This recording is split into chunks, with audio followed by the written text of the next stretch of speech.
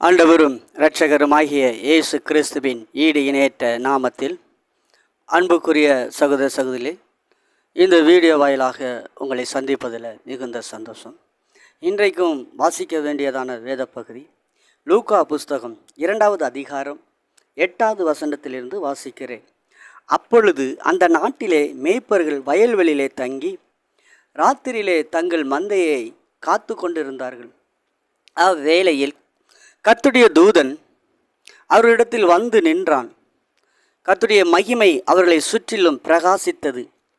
அவர்கள் மிகவும் பயந்தார்கள்.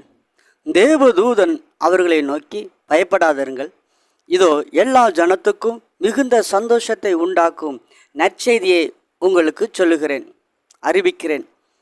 இன்று கர்த்தராகிய இயேசு கிறிஸ்து என்னும் இரட்சகர் உங்கள் தாவீது ஊரிலே பிறந்திருக்கிறார். பிள்ளையை துணியிலே சுற்றி முன்னணையில் கிடத்திருக்க காண்பீர்கள். இதுவே உங்களுக்கு அடையாளம். அந்த கூஷணமே பரமசேனியின் திரள் அந்த தூதனோடு தோன்றி, உன்னதத்தில் இருக்கிற தேவனுக்கு மகிமை, பூமியிலே சமாதானம், மனுஷர் மேல் பிரியமும் உண்டாவதாக என்று சொல்லி தேவனை துதித்தார்கள். தேவதூதர்கள் அவர்களை விட்டு பரலோகத்துக்கு போன பின்பு மேய்ப்பர்கள் ஒருவரை ஒருவர் நோக்கி, நாம் பெத்லகேம் ஊருக்கு போய் நடந்ததாக கர்த்தரால் நமக்கு அறிவிக்கப்பட்ட இந்த காரியத்தை பார்ப்போம் வாருங்கள் என்று சொல்லி தீவிரமாய் வந்து மரியாளையும் யோசேப்பையும் முன்னணியில் கிடத்திருக்கிற பிள்ளையும் கண்டார்கள். கண்டு அந்த பிள்ளையை குறித்து தங்களுக்கு சொல்லப்பட்ட சங்கதியை பிரசித்தம் பண்ணினார்கள். மேய்ப்பரால் தங்களுக்கு சொல்லப்பட்ட கேட்ட யாவரும் அவர்களை குறித்து ஆச்சரியப்பட்டார்கள். மரியாளோ சங்கதிகளை எல்லாம் தன் இருதயத்திலே சிந்தனை பண்ணினாள். மேய்ப்பர்கள் தங்களுக்கு சொல்லப்பட்டதை கேட்டு கண்ட எல்லாவற்றிற்காகவும் தேவனை மகிமைப்படுத்தி துதித்து கொண்டே திரும்பி போனார்கள். ஆம், அன்புக்குரிய சகோதர சகோதரிகளே, இந்த வேதத்தில் வாசிக்கப்பட்ட இந்த வார்த்தையில் இன்றைக்கு இவர்கள் இயேசு கிறிஸ்துவை குறித்து, அவருடைய பிறப்பை குறித்து அறிவிக்கிறார்கள். எப்படி அறிவிக்கிறார்கள்? இவர்கள் வேதத்தை அறிந்தவர்களா? இல்லை. இவர்கள் வனாந்தரத்தில் வயல்வெளியிலே தங்கி ஆடுகளை காத்து கொண்டு ஆடுகளை பாதுகாக்க ஆடுகளுக்குள் இருந்து தங்கியிருந்திருக்கிறார்கள். அந்த வேளையில் ஒரு தரிசனம், தேவதூதர்கள் அவர்கள் அண்டையில், மேய்ப்பர்கள் அண்டையில் வந்து உங்களுக்கு ஒரு நற்செய்தி என்று அறிவிக்கிறான். இந்த தேவனை தரிசித்து, இந்த தேவதூதர்களை தரிசித்து தேவதூதர்களால் சொன்ன நற்செய்தியை அடையாளங்களை வாங்கி கொண்டு அவர்கள் புறப்பட்டு ஊருக்குள் வந்தார்கள். அவர் தேவதூதன் சொன்னபடியே பிள்ளையை கண்டார்கள். கண்ட பொழுது அவர்கள் தேவதூதர்களை சொன்னதையும் கேட்டதையும் கண்டதையும் சொன்னார்கள். அப்படி சொல்லும் பொழுது ஜனங்கள் தேவனை துதிக்க ஆரம்பித்தார்கள். ஜனங்கள் கர்த்தரை மகிமைப்படுத்த ஆரம்பித்தார்கள். ஆனால் மத்தேயு புத்தகத்தில் 2வது அதிகாரத்தில் 1வது வசனத்திலிருந்து வாசிக்கும் பொழுது அங்கே ஒரு கூட்டம் தேவனை தேடி வருகிறது. அது எப்படி? இயேசு கிறிஸ்துவினுடைய பிறப்பை கண்டு வருகிறார்கள். அவர்கள் எப்படி வருகிறார்கள் என்றால், வேதத்தையும் வான சாஸ்திரங்களையும் கொண்டு ஆராய்ந்து அறிந்து அந்த நட்சத்திரத்தை கண்டு அவைகள் பின்னால் வந்தார்கள். அப்படி வரும் பொழுது ஏறுது சரியாக அந்த நட்சத்திரம் அந்த பெத்லகேமுக்கு வரும் பொழுது நட்சத்திரத்தை கண்டு ராஜா பிறந்திருக்கிறார் என்றோன அரமனைக்குள் கடந்து சென்றார்கள். அப்பொழுது இந்த வேத சாஸ்திரிகள், வான சாஸ்திரிகள் எல்லாரும் பெத்லகேமில் பிறந்திருக்கிற ராஜா எங்கே என்று வேதத்தையும் உலகத்தையும் பூமியின் உள்ள சில அதிசயமான காரியங்களையும் கொண்டு ஆராய்ந்த மக்களால் ஏற்பட்ட சில காரியங்கள் என்னவென்றால், அங்கு குழப்பங்கள். இவர்கள் தேவனை வந்து தரிசித்து தேவனை துதித்து அவர்கள் கொடுக்க வேண்டிய பொற்பணம் எல்லாம் காணிக்கைகளை கொண்டு வந்து கொடுத்தார்கள்.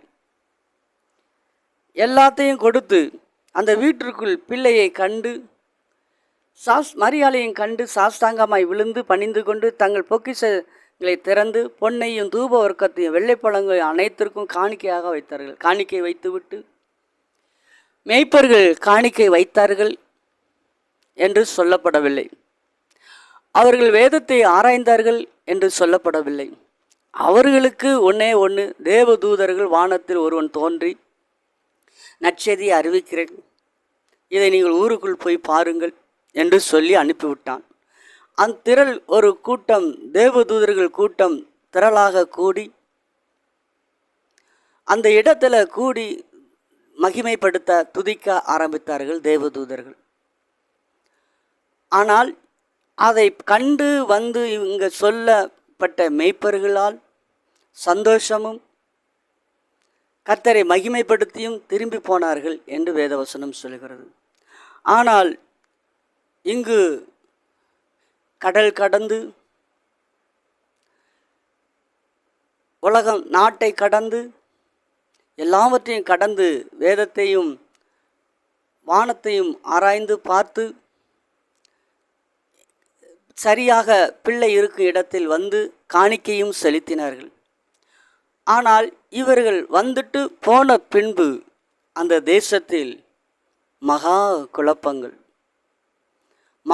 குழப்பங்கள், மகா பிரச்சனைகள். 2 வயதுக்கு உட்பட்ட பிள்ளைகள் எல்லாவற்றையும் கொலை செய்ய ஏதுரு கட்டளை பிறப்பித்தான். அதை நிமித்தம் அந்த தேசத்தில் வேதனைகளும் கூக்குரலும் தான் ஏற்பட்டது. இவர்கள் வேதத்தை ஆராய்ந்து வானத்தையும் ஆராய்ந்து நட்சத்திரத்தையும் ஆராய்ந்து இயேசு கிறிஸ்துவை கண்டுகொண்டார்கள். ஆனால் மேய்ப்பர்களோ வேதத்தையும் ஆராயவில்லை. அவர்களை அதை குறித்து அறிந்து கொள்ளவும் இல்லை, அதை குறித்து தெரியவும் இல்லை. ஆனால் இவர்களுக்கோ தேவனால் அருளப்பட்டு அந்த வார்த்தையை சொல்லுகிறார்கள். அப்பொழுது சந்தோஷம், மகிழ்ச்சி, துதி எல்லாம் உண்டாகிறது. ஆனால் இவ்வளோ பெரிய ஐஸ்வர்யவான்கள் நாடை கடந்து கடலை கடந்து வேதத்தை ஆராய்ந்து பல நாட்களாக செலவழித்து வான சாஸ்திரங்களை ஆராய்ந்து எல்லாவற்றையும் பார்த்து வந்துட்டு போன மக்களால் குழப்பமும் கூக்குரல்தான் மிஞ்சினது. அன்புக்குரிய சகோதரிகளே, இந்த நாளில் தேவனிடத்திலிருந்து இன்றைக்கு என்ன செய்தி வருகிறது? தேவன் எதை செய்ய விரும்புகிறார்? எதை தேவன் பூமியிலே சொல்லி வைத்திருக்கிறார்? தரிசனத்துக்கும் வேதத்துக்கும் ஒத்து போகிறதா? தரிசனங்கள் சிலர் காணுகிறார்கள், ஏதோ ஒன்றை காணுகிறார்கள். ஏதோ ஒன்று தரிசனம் காண்கிறேன் என்று சொல்லி எதையோ ஒன்றை சொல்லி கொண்டிருக்கிறார்கள். அவர்கள் சொல்லுகிறார்கள். இன்னும் ஒரு கூட்டம், உலகத்தின் யுத்தங்கள் நடக்கிறது, வேதத்தில் சொல்லியிருக்கிறது என்று உலகத்தின் உள்ள காரியங்களை சொல்லி கொண்டே வேதத்தின் காரியங்களை அவைகளுக்கு ஒப்பிட்டு யுத்தங்கள் நடக்கிறது, யுத்தத்தின் காரியங்கள் நடக்கிறது என்று அவைகளை ஒப்பிட்டு சொல்லிக்கொண்டே இவர்கள் சொல்லிக்கொண்டே இருக்கையில் குழப்பங்களும் வேதனைகளும் தான் மிச்சமே தவிர இவர்கள் மேய்ப்பர்கள் வேதத்தை கருப்பா சிகப்பா அவர்களுக்கு தெரியாது. யூதேய தேசத்தில் பிறந்தவர்கள் தான் மேய்ப்பர்கள், எருசலேமில் பிறந்தவர்கள் தான் மேய்ப்பர்கள். ஆனால் வேதத்தை குறித்து தெரியாது. ஆனால் இவர்கள் யூதேய தேசத்திலேயே எருசலேமிலேயே பிறந்தவர்கள் அல்ல. எங்கேயோ இருந்து வேதத்தை கற்றுக்கொண்டு வானத்தையும் ஆராய்ந்து சில அற்புதமான காரியங்களை கண்டு கிறிஸ்துவை கண்டு காணிக்கைகளை செலுத்தினார்கள். ஆனால் இவங்க வந்து துதி செலுத்தி காணிக்கை செலுத்தி திரும்பின வேளையில் அந்த தேசத்தில் மகா கூக்குரல் உண்டானது. ஆம் அன்புக்குரிய சகோதரிகளே, இந்த நாளில் யுத்தங்களின் செய்திகளையும் கேள்விப்படுவீர்கள், பஞ்சத்தை கேள்விப்படுவீர்கள் என்று சொல்லப்பட்ட இந்த வார்த்தையை வைத்துக்கொண்டு பூமியை ஆராய்ந்து அறிந்து கொண்டு இருக்கிற ஒரு கூட்டத்தால் வேதனைகளும் குழப்பங்கள் தான் இருக்கிறது.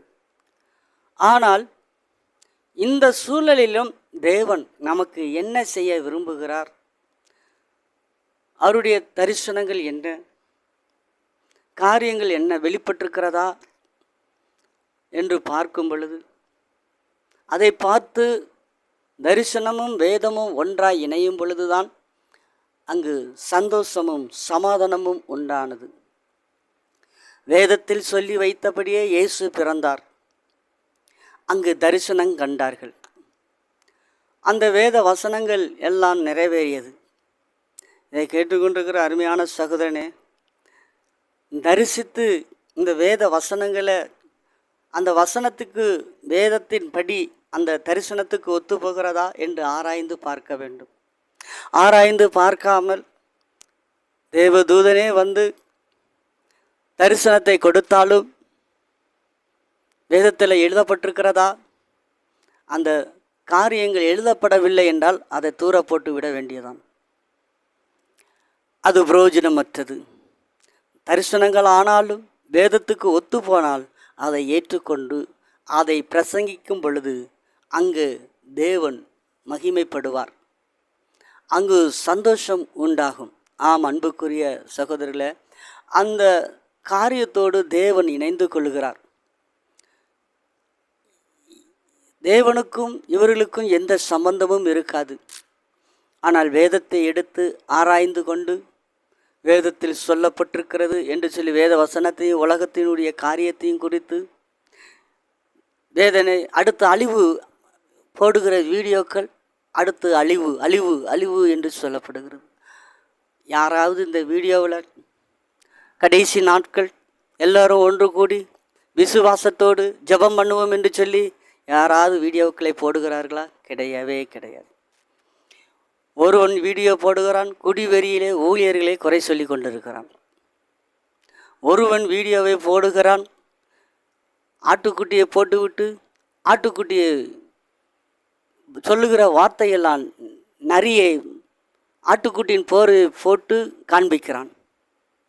இப்படிப்பட்ட நபர்கள்தான் இந்த வேதத்தை ஆராய்ந்து சொல்லுகிறார்களே தவிர, இப்படிப்பட்ட நரிகள் தான் வீடியோக்களை போட்டு கொண்டிருக்கிறதே தவிர, தரிசித்து வேதத்தை ஆராய்ந்து தேவன் சொல்லப்பட்ட வார்த்தையின்படி நடந்தேறுகிறது என்று சொல்லி தரிசித்து அதை சொல்லத்தக்க நபர்கள் இல்லை. ஒருவன் சொல்லுகிறான், உலகத்தின் யுத்தத்தை கண்டு வேதத்தில் சொல்லப்பட்டது இனி காலம் அழிவு உள்ள நாள் என்று சொல்லுகிறான். ஆனால் நீயும் நானும் பரிசுத்த ஆவியில் நிரப்பப்படும் பொழுது தேவன் இன்னும் அதை கொஞ்சம் தூரம் கொண்டு செல்லுவார். இந்த அழிவை இன்னும் கொஞ்சம் தூரம் கொண்டு செல்வார். நீ மனம் திரும்பாத பட்சத்தில் இன்றே கூட நினைக்கிற அழிவுகள் வந்துடும். வேதவசனம் சொல்லுகிறது, ஒரு மனிதன் விசுவாசத்திலும் பரிசுத்த ஆவியிலும் நிரப்பப்பட்டு அவன் நிலைத்திருக்கும் பொழுது அந்த அவனின் நிமித்தம் கர்த்தர் இந்த பூமியிலே சமாதானத்தை கட்டளிடுவார். ஆம் அன்புக்குரியவர்களே, இன்றைய நாளில் எவ்வளவு கஷ்டங்கள் வேதனைகள் வந்தாலும் இந்த கிறிஸ்துவை மாத்திரம் விட்டு விடாமல் அவருக்குள் நிலைத்திருந்து அவருக்குள்ள விசுவாசத்தோடு நிலைத்திருந்து கூடி ஒருமனப்பட்டு ஜெபிக்கும் பொழுது கர்த்தருடைய ஆவியானவர் நம்ம நிமித்தம் அழிவை கொஞ்சம் தூரம் கொண்டு செல்வார். வேதத்தில் பாருங்கள், யோசியா ராஜா அவன் நாட்களில் சாபமான வார்த்தைகளே சொல்லப்படுகிறது. அவன் தன்னை தாழ்த்தின வேளையில் ஆண்டவர் சொல்கிறார், அவனுக்கு வாக்குறுதி கொடுக்கிறார், உன் காலத்தில் அல்ல, உனக்கு பின் நீ சமாதானத்தோடு கல்லறைக்கு சேருவாய், உனக்கு பின் நாட்கள் என்று சொல்லி அந்த நாட்கள் கூட்டி கொடுத்து கொண்டே இருக்கிறார். ஆம் அன்புக்குரியவர்களே, இன்றைக்கு நீயும் நானும் மனம் திரும்பி நடக்கும் பொழுது வரக்கூடிய அழிவு உண்மைதான், சொல்லப்பட்ட காரியங்கள் உண்மைதான். ஆனால் நீயும் நானும் மனம் திரும்பும் பொழுது அந்த காரியங்களை தேவன் இன்னும் தூரம் கொண்டு நகர்த்துவார். நகர்த்த தேவனால் முடியும். அதை விசுவாசிக்கும் பொழுது தேவன் சகலத்தையும் புதுப்பிக்க தேவன் சர்வ வல்லமுள்ள கர்த்தராக இருக்கிறார். ஆம் அன்புக்குரியவர்களே, இன்றைக்கு வேதத்தை எடுத்துரைக்கிற மக்கள் ஆராய்ந்து எழுத்தின் அறிவின்படியே, மூளையின் அறிவின்படியே யுத்தம் நடந்து கொண்டிருக்கிறது, பிரச்சனை வந்து கொண்டு இருக்கிறது என்று சொல்லிக்கொண்டே இருக்கிறார்களே தவிர, இந்த சூழ்நிலைகளை நிறுத்த தேவன் வல்லமுள்ளவர் என்பதை ஒரு ஊழியனும் சொல்லவில்லை. நீயும் நானும் மனம் திரும்பி நடந்துட்டால் கர்த்தர் அழிவை இன்னும் கொஞ்சம் தூரம் நம்மை விட்டு அகற்ற தேவன் வல்லமுள்ளவர். எல்லாம் உண்மைதான், வேதத்தில் சொல்லப்பட்டது உண்மைதான். இங்கே தேவ தூதர்களை தரிசித்து இவர்கள் இங்கே வந்து கிறிஸ்துவை பிரமைப்படுத்த அவரை நற்செய்தி அறிவிக்கும் பொழுது அங்கே சந்தோஷம் துதி உண்டாகிறது.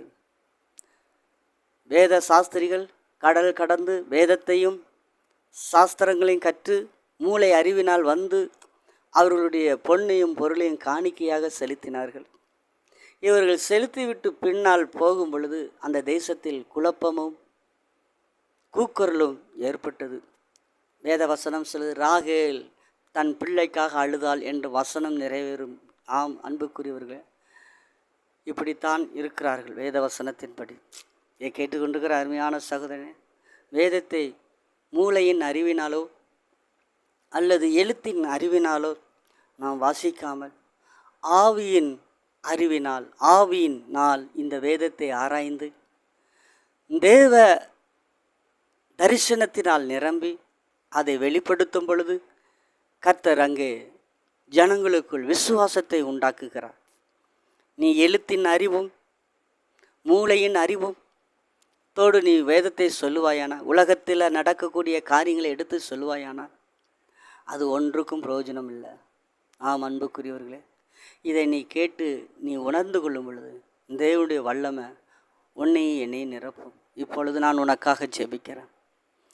ஆண்டவரே, அன்று மெய்ப்பர்கள் வேதத்தை அறிந்தவர்கள் அல்ல, ஆனால் எருசலேமில் பிறந்தவர்கள், எருசலேமின் நகரத்தார் தான், யூதாவிய தேசத்தை சேர்ந்தவர்கள் தான். ஆனால் வேதத்தை அறிந்தவர்கள் அல்ல. வேதத்துக்கு பிறந்தவர்கள் தான், ஆனால் வேதத்தை அறிந்தவர்கள் அல்ல.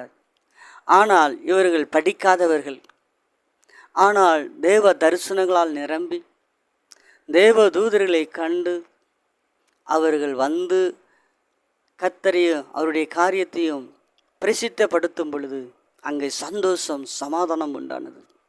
இதேபோல சாஸ்திரிகள் கடல் கடந்து நாடு கடந்து வந்து பொன்னையும் தூப வர்க்கத்தையும் சகலவித பொக்கிஷங்களையும் திறந்து கொடுத்து காணிக்கையாய் வைத்து விட்டு போன பின்பு அங்கு குழப்பம் கூக்குரல் ஏற்பட்டது. ஆண்டவரே, இந்நாளிலும் உலகத்தில் நடக்கிற காரியத்தை கொண்டும் வேதத்தை கொண்டும் ஆராய்ந்து சொல்லாமல், மூளையின் அறிவில் பேசாமல், எழுத்தின் அறிவில் பேசாமல், ஆவியின் வல்லமையால் நிறைந்து தரிசனங்கள் நிறைந்து இந்த வார்த்தைகளை பேச ஒவ்வொரு மனிதர்களுக்கும் நீர் இரக்கம் கட்டளிடும்படி செபிக்கிறேன். உம்முடைய மகிமையின் கரம் வெளிப்படுத்தும்படி நான் செபிக்கிறேன். ஆமென். அன்பரே, உமக்கு நன்றி செலுத்துகிறேன். இந்நாளில் இந்த வீடியோவை பார்த்து கொண்டிருக்கிற ஒவ்வொரு ஜனங்களையும் கர்த்தாவே உம்முடைய ஆசீர்வாதத்தின் கரத்தினால் நிரப்பும் பெறுவாங்க. தேவ மகிமை கடந்து வரட்டும். கர்த்தருடைய கிருபை வெளிப்படும்படி நான் செபிக்கிறேன். அதிசயங்களையும் அற்புதங்களையும் செய்கிறவரை உம்முடைய நாம மகிமைப்படட்டும். பெரிய காரியங்களை செய்யும். ஆம் அன்புக்குரிய சகோதர சகோதரியே, உங்களுக்காக நான் ஜெபித்திருக்கிறேன். கர்த்தர் மெய்யாகவே ஜெபத்தை கேட்கிறவர். அவர் ஜெபத்தை கேட்கிறவர். தாவீது சொல்லுகிறான், அவருக்கு ஒரு பெயர் இடுகிறான், ஜெபத்தை கேட்கிறவர். என்னுடைய ஜெபத்தை நீர் தள்ளாமல் கேளும் என்று சொல்லுகிறான்.